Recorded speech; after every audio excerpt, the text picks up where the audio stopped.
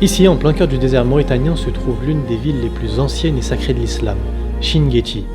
On y trouve encore aujourd'hui des Corans millénaires, écrits à la main et des manuscrits uniques transmis avec soin depuis des générations. Mais Chinguetti est en train de disparaître, englouti par le sable. Ses habitants manquent d'eau potable, des orphelins y grandissent sans ressources et le désert avance jour après jour. Alors, Oumma Charity a décidé d'agir, planter des milliers d'arbres, ramener l'eau, protéger les orphelins et préserver un lieu chargé d'histoire et de foi. Voici notre mission, voici ce qu'on fait à Chinguetti et peut-être ce que vous pouvez faire aussi. On a failli rester coincé dans les dunes, on a été poursuivi par une armée d'enfants surexcités et honnêtement, c'était pas dans les plans. Bienvenue dans les coulisses d'un projet fou, sauver Chinguetti avec foi, détermination et un peu d'impro. Le meilleur chauffeur, ça va? Ça va? Ça va, bien. Comment vous allez? Cheikh Omar. Cheikh Omar, Cheikh Omar. meilleur chauffeur qui va nous déposer dans l'ancienne ville.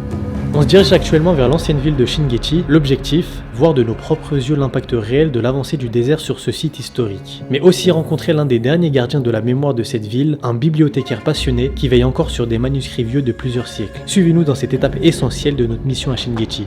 Alors, ce qui est magnifique, c'est qu'il nous a dit qu'on va aller voir la Sorbonne du désert, parce qu'apparemment il y a des manuscrits qui datent il y a 800 ans, que ce soit de la poésie, de l'algèbre, même le théorème de Pythagore, hein, chose qui m'a jamais servi finalement.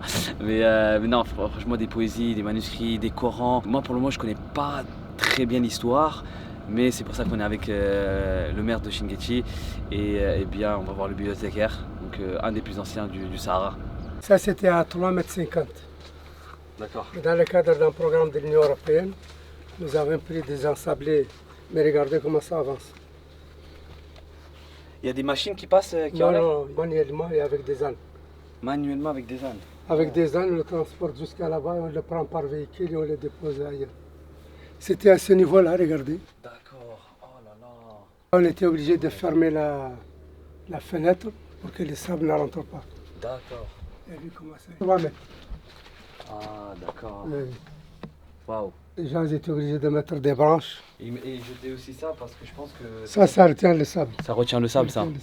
Les gens peut-être qu'ils vont penser mais c'est des déchets, ils respectent. Il faut les enlever. Ça, ils utilisent tout pour mettre ces branches-là et tout ça pour utiliser, que ça crée un tourbillon quand il y a le vent. D'accord, ok. C'est pour cela qu'on veut mettre des arbres. Celui-là, il n'a pas toujours accès à chez lui. Et celui-là, il a eu accès maintenant, il a fait sa porte. Ils ont utilisé les moyens du bord. Ouais, c'est les moyens des bords Les moyens seulement. du bord, mais. Mais si on fait le reboisement de l'autre côté, Oui. ça va empêcher le sable.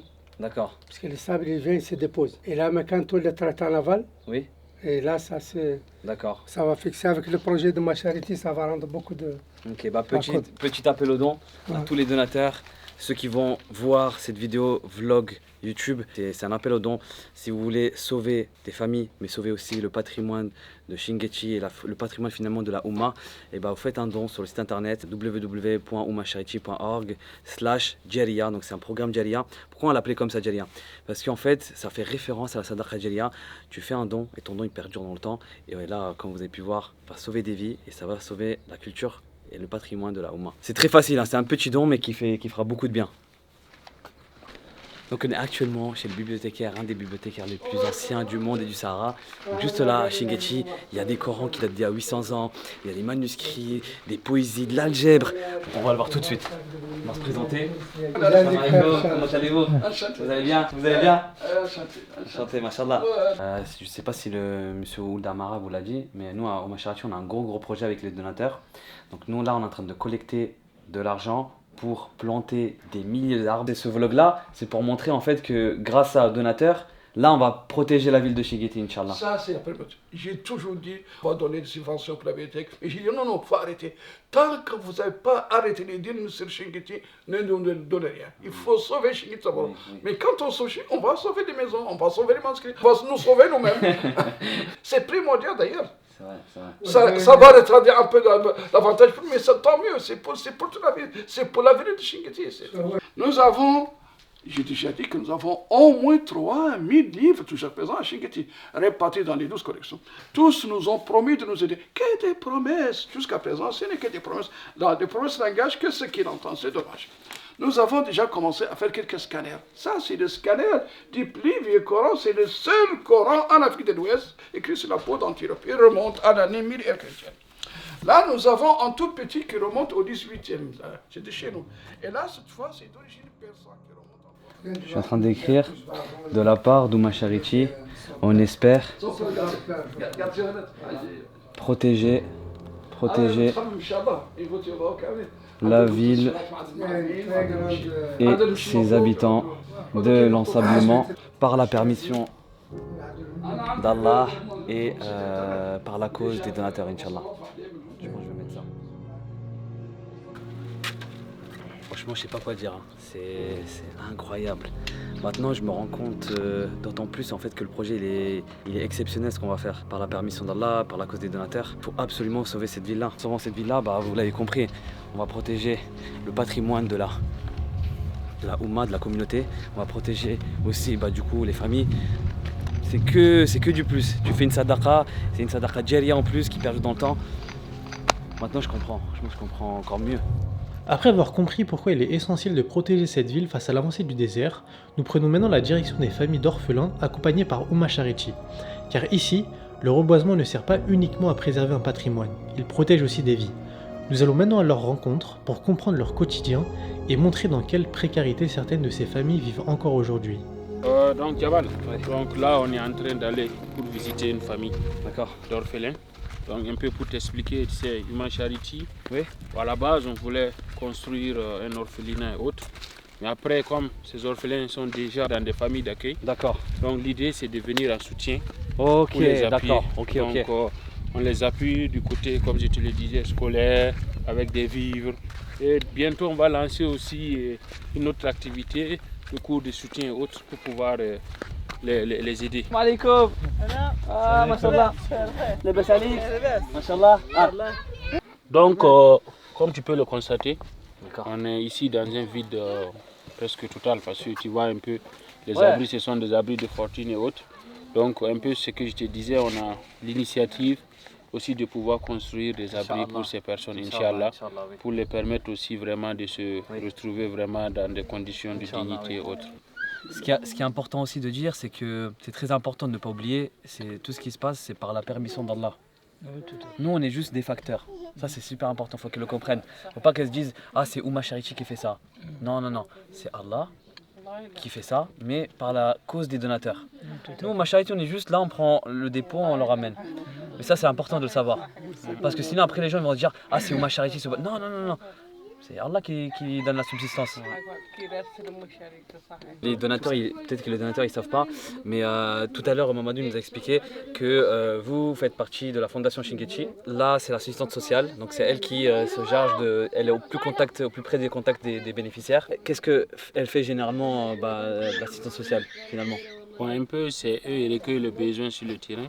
D'accord. Ça veut dire non seulement ils recueillent le besoin, et même je t'ai parlé un peu de la phase d'identification des familles et autres. Ils ont fait un peu le travail sur place. D'accord, ok. Et après, elles font le suivi. Par exemple, comme ce qu'elle vient de dire, parce qu'on a fait des distributions de vivres alimentaires, on a distribué des couvertures. L'idée aussi, c'est qu'après ces opérations, c'est de repasser vers ces familles pour voir, oui ou non, si on a eu de l'impact. Qu'est-ce que cela a apporté, quel changement et qu'est-ce qui peut être fait encore. Toujours en phase d'évolution. C'est un peu ça aussi, ils viennent vers ces populations pour pouvoir aussi prendre ces informations et les remonter à notre niveau pour qu'on puisse aussi évaluer ensemble et voir ce qu'on peut faire pour avoir vraiment une intervention de qualité.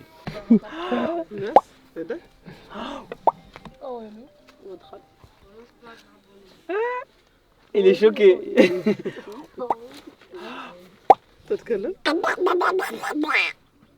Il est choqué.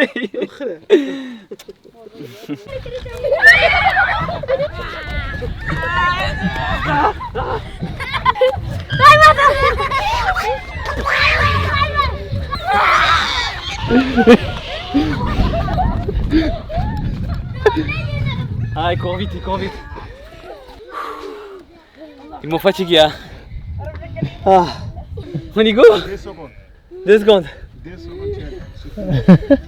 Je me sens bien, sincèrement je me sens bien. Toi, Gamal, on te laisse ici, on continue là. Vas-y, moi je suis chaud, moi j'y vais. De toute façon, il y a un hadith super puissant qui dit du prophète sallallahu alayhi wa sallam, nous serons, moi et celui qui s'occupe d'un orphelin, comme ça, au paradis. Donc on en profite, on est là, on en profite. Après avoir rencontré les orphelins, la journée touche à sa fin. Pour conclure cette première étape, nous avions prévu d'admirer un coucher de soleil au sommet d'une dune, un moment de calme pour nous recentrer et nous préparer à la grosse journée de demain, consacrée à la plantation des arbres. Mais malheureusement, ça ne s'est pas passé comme prévu. Doucement, doucement. On va se retourner là-bas. On va se retourner là-bas. Doucement là. Voilà, pour ceux qui ne savent pas, c'est un nouveau chauffeur. C'est pour ça que le véhicule, c'est pas ça le problème. Ouais, après on doit monter ça là. On doit monter cette dune. On ne peut pas monter. Ça, c'est à cause des poneaux. Les poneaux là, c'est très petit. Bah écoutez, hein, notre vie elle est précieuse, donc je pense qu'on va marcher, J'ai tendance à dire oui, 5 minutes on arrive. Je pense qu'on va mettre plus de temps. Lorsqu'on s'arrête, c'est à ce moment où on rentre parce que Il y a une petite embrouille, hein, mais après je le comprends le chauffeur. Hein. Tu vois, c'est une MNA, c'est une voiture, elle est toute neuve. Il n'a pas envie d'avoir d'accident, donc... Non. Regarde, la fois passée, on est venu en mission. Un véhicule qui n'est même pas neuf comme lui là, on est monté avec. Mais est-ce que c'est même pour nous? C'est même plus, à peu près même plus. Faire plaisir la situation, quoi. J'y vais ou pas? Bon, puis on fait du sport? Non, alors, on peut monter avec ça, moi je connais. Même les Mercedes là, regarde. Ah, il a pas lâché l'affaire. Les petits Mercedes là. Maman, c'est pas la même chose. Non, même les Mercedes. En fait, je crois qu'il... Tu as vu les Mercedes, les petits Mercedes là, ils montent ici. On va essayer une dernière fois. Non, il faut sauver l'honneur chez comment. Non. Moi, je m'accroche bien comme il faut. Par contre, il va bombarder. Moi, je te conseille de te mettre par terre. Oui.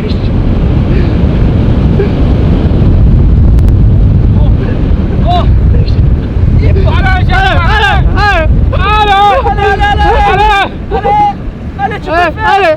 Tu peux le faire. Ah ouais, non. Ah purée, mais là, je crois qu'il a... Je sais pas s'il va repartir là.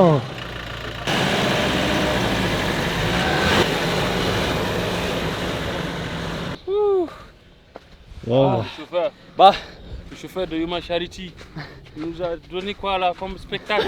On ne pourra rien dire là. Et c'est sur ce magnifique coucher de soleil que s'achève cette première journée.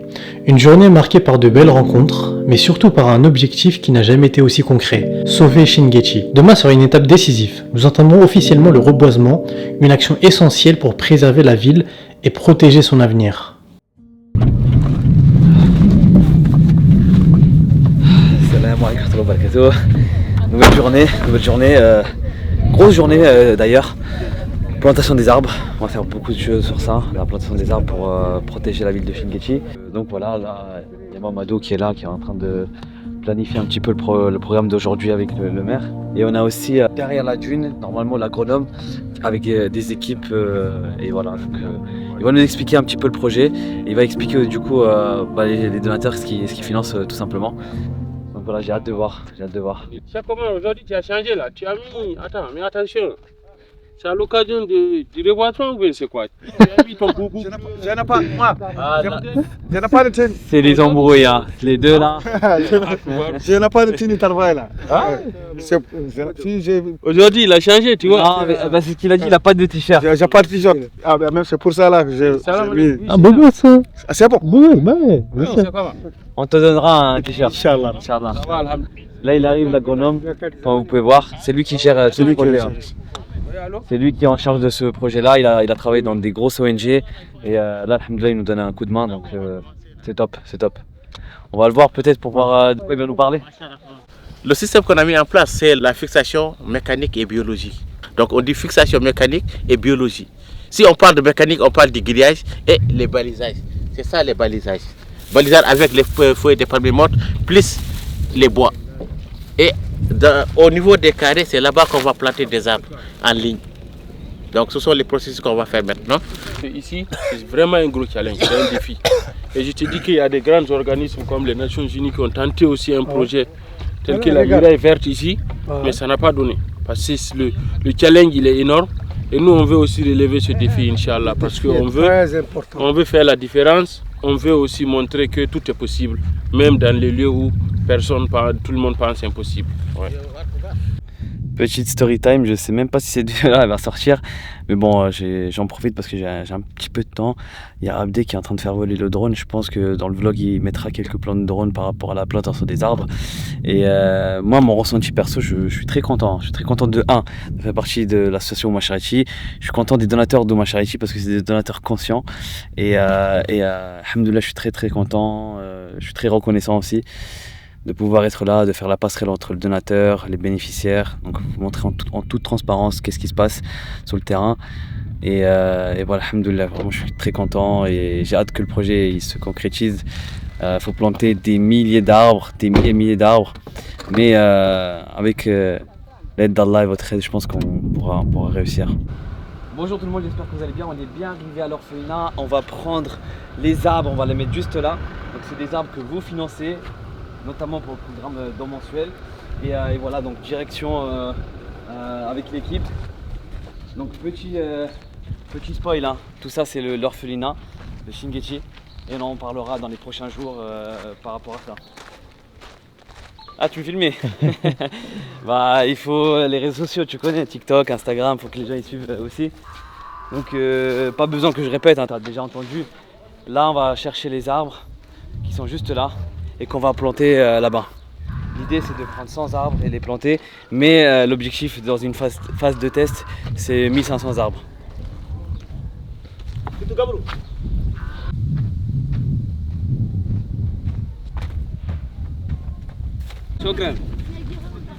Merci. Même le petit participe à votre sadaqa jariya. Donc ce qui est magnifique, c'est qu'il y a même les villageois, ils participent à ça de manière bénévole parce que bah, du coup ils sont très contents du projet. Donc cet arbre là c'est pour tous les bénéficiaires, tous les donateurs d'Ouma Charity. Donc là ce qui se passe. Moi aussi, on va prendre une autre. Magnifique. Allez-y. Je répète, pour les bénéficiaires et pour tous les donateurs d'Ouma Charity. qu'Allah vous récompense infiniment. Voilà. Bismillah ar-Rahman ar-Rahim. Bismillah. Merci de Coran là. Voilà, s'il te plaît, les coordonnées GPS, après je vais dire Jamal là. Je vais suivre la série.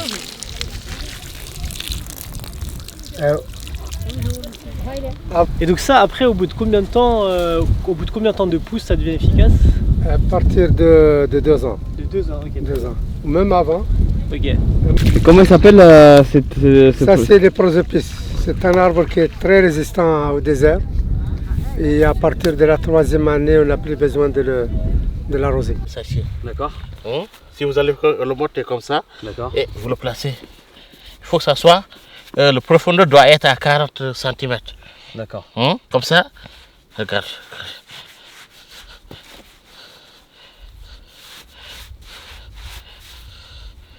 C'est bon. Encore pour garder l'humidité. D'accord. Conserver l'humidité d'ici demain pour qu'on puisse. Il faut que ça soit droit. C'est bon? Okay. Après avoir été formé par l'agronome à la plantation des arbres, nous avons continué à planter durant toute la journée.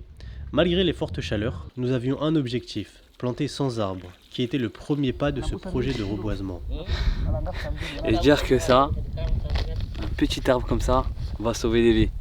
Un arbre, et ça va stopper, Inch'Allah, l'avancée du désert. Mais encore une fois, c'est métaphore. Hein. C'est un arbre, il peut rien faire, mais l'ensemble des arbres vont permettre de créer une forêt pour stopper ça. Et c'est la même chose avec les dons. Un don, peut-être qu'il ne pourra rien faire, mais l'accumulation des dons permettront de sauver une ville et des populations. L'arrosage. Heureusement qu'on a été suivi par l'agronome, hein. Toi et moi. On n'aurait jamais pu. Ouais, je pense que. Il y a des étapes à suivre. Tu viens pas, tu plantes pas un arbre comme ça. On aurait été des sauvages. Hein. On aurait été dans le trou, on aurait bouché. C'est vrai, c'est vrai. Mais on a tendance à penser à ça, hein, quand on est en Europe, on regarde des vidéos, on se dit ah d'accord, c'est trop bien, je prends le truc et je le plante. Non, non, il y a plusieurs étapes. Quand tu creuses, il y a 14 cm à suivre. Ensuite, tu mets, je sais pas, pour le stériliser, enfin, je sais pas bien cerner, mais en gros, tu mets un peu de sable pour neutraliser le sol. J'ai n'importe quoi. Hein. C'est vrai. Je dis pas des trucs comme ça, mais... C'est trop technique pour moi. Hein? C'est trop technique pour moi. Quoi? J'ai commencé à dire oui, on met du sable et tout pour stériliser le terrain. Ça veut rien dire. Hein. On va mettre du sable pourquoi? Pour garder l'humidité, quoi. L'humidité, voilà, moi j'ai stérilisé. C'est la fatigue, hein. Dis-leur, il est quelle heure? C'est la fatigue, hein. Vous allez vous fatiguer aujourd'hui. Hein. Vous avez entendu, hein. Non, c'est la fatigue parce que vous avez planté des arbres et puis voilà quoi. Tout, c'est vous deux Ah, qui a fait ça. C'est vous deux. En même temps, machallah, vous êtes intelligents. Même pas 5 minutes, après tout le monde est parti, après vous restez vous deux ici avec nous. Depuis matin jusqu'à maintenant. Non, c'est vrai, on n'a pas mangé, il n'y a rien. On n'a rien mangé, on a souffert, on a tout fait tout seul. Il n'y a personne qui nous a aidés. C'est le développement rural. Si on est dans le développement, on a faim, on a envie de dormir, on est fatigué et tout. Nous, tout ça, on fait ça pour les gens, pour qu'ils soient à l'aise, quoi. Venez, comme ça. Satisfaire Allah d'abord et ensuite les donateurs. L'objectif est atteint. Nous avons réussi à planter les 100 arbres que nous nous étions fixés. Mais avant de terminer, l'agronome nous a emmenés voir un endroit pour comprendre concrètement l'impact de ce que nous avons fait. Ici, on voit clairement la différence. D'un côté, les dunes avancent librement. De l'autre, derrière cette barrière naturelle formée par les arbres, le sable ne passe plus. C'est la preuve que planter des arbres, ce n'est pas symbolique. C'est une protection réelle contre l'avancée du désert. Sur cette image forte, nous achevons la journée. Demain, nous irons découvrir les forages réalisés par Ouma Charity. En Mauritanie, l'accès à l'eau reste encore un défi pour de nombreuses communautés. Pour répondre à cette réalité, Ouma Charity a œuvré sur le terrain afin de ramener l'eau dans plusieurs villages, en mettant en place des forages durables et pensés pour fonctionner sur le long terme. Mais ces installations ne sont pas de simples puits, elles ont été conçues pour être autonomes et adaptées aux conditions locales. Grâce à des panneaux solaires installés à proximité du forage, l'énergie du soleil alimente directement les pompes qui permettent de remonter l'eau depuis les nappes souterraines. Une solution durable et parfaitement adaptée aux régions isolées. Une fois remontée, l'eau est stockée dans de grands ballons de réserve. Ces réservoirs permettent de conserver l'eau et d'assurer une distribution continue, même lorsque le soleil disparaît et que les panneaux ne produisent plus d'énergie. Autour du forage, plusieurs robinets ont été installés afin de faciliter l'accès pour les habitants. Femmes, hommes et enfants peuvent venir remplir leurs seaux et leurs bidons simplement. Mais l'eau ne profite pas seulement aux habitants. Dans ces régions où l'élevage fait partie du quotidien, les animaux viennent eux aussi pour s'abreuver. Chameaux, chèvres ou troupeaux trouvent ici une source d'eau essentielle pour survivre dans cet environnement désertique. Chaque élément de l'installation a été pensé pour rendre l'eau accessible, pratique et durable pour toute la communauté. Derrière ces infrastructures, il y a surtout un changement profond pour les villages. Moins de temps passé à chercher de l'eau, plus de temps pour vivre, travailler et s'occuper de leur famille. Un simple forage peut transformer le quotidien de tout un village. Et grâce à ces installations autonomes, cette eau continuera de couler pendant de nombreuses années. La vidéo touche à sa fin, mais notre mission, elle, ne fait que commencer. Notre objectif est encore loin d'être atteint. Il nous reste encore énormément de choses à faire pour faire de ce monde un monde plus vivable pour ceux qui en ont le plus besoin. Alors ce n'est qu'un début. Suivez-nous dans les prochaines aventures pour continuer à aider, à construire et surtout à changer des vies.